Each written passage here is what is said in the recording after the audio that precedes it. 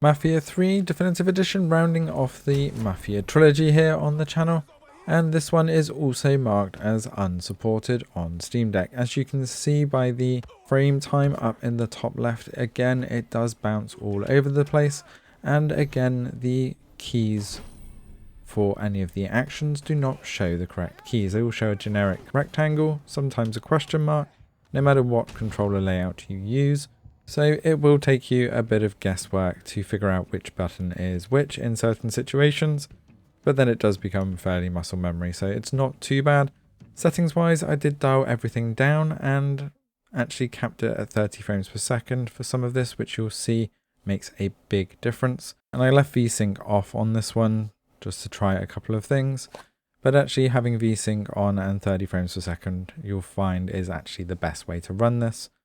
And you'll see why in just a little while. But everything pretty much on low, and it's still bounced around all over the place and barely got over 40 frames per second. In some of the situations, you do see 60 frames per second in cutscenes, but general playability, the frame time is all over the place. One thing to note, if you use the frame limit in Steam, it makes things a lot worse. Although it looks like it's going to make it better, look at that graph.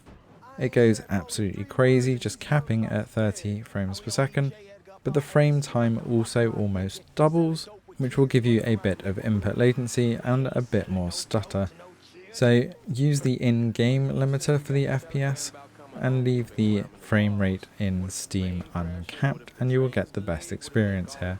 Overall, it is playable if you cap it at 30 FPS in game, and it's not so bad on those low settings either. So I'll leave you with a bit more of the gameplay here so you can see the performance and quality without me talking. Let me know in the comments below if there's any other games that you are on the lookout for, and if it's in our library, we'll take a look.